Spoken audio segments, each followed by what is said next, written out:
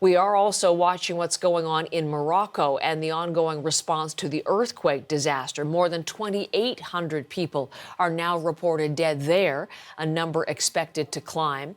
The search for victims is into a fourth day, and there are no new reports of survivors being found alive.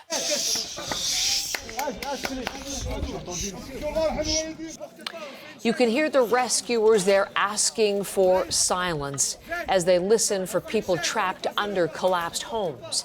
That team is from Spain, and foreign rescuers are now in some of the hardest hit villages in the high Atlas Mountains south of Marrakesh.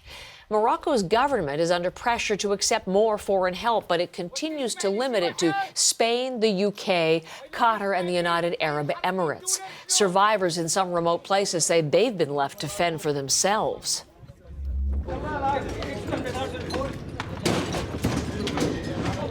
For example, in this devastated mountain village, recovery work is still being done by hand.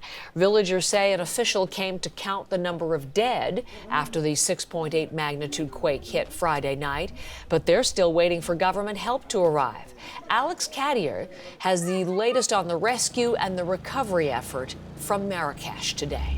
We were speaking to an ambulance driver last night. He had been going up and down those mountains all night, trying to reach survivors, trying to bring injured people back here to Marrakesh, to the main hospitals here to receive treatment. Now, what he told me is that there are about a dozen villages up in those mountains that still have not had any help at all. The reason why is that this is an extremely remote part of Morocco. Now, some of these have one road accessing them. That road needs to be cleared consistently because the rubble is still coming down from those mountains. Some of them have no roads at all. You have to walk up or take a donkey or take a horse. That makes rescue efforts even more difficult because heavy equipment is really necessary to clear some of that rubble. Now, the situation here in Marrakesh, as you can see, the damage is pretty extensive. I spoke to a young woman who lived in this building. The whole block has been evacuated. 5 families that she knows are sleeping in the park across the street with nowhere else to go. So there is the urgency of the search and rescue, but the more long-term problem of where all these people are going to live. So Morocco's government continues to limit the number of foreign rescue teams it's allowing into the country. I was mentioning Qatar, the United Arab Emirates, Spain, and the UK. Why is that? And is there any indication Morocco will eventually accept more foreign help?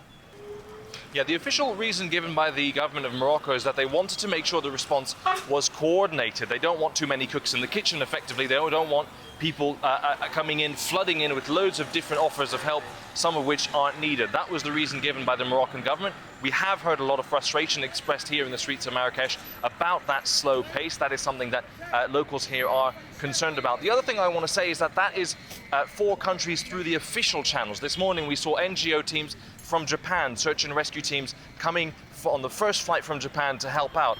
And all around Marrakesh you see cars, pickup trucks full of food, water, supplies for those people sleeping rough here in the city and then driving straight up the mountain. So there is a slower official response, but the mobilization by the community of Morocco has been incredibly fast. That's Alex Cadier in Marrakesh.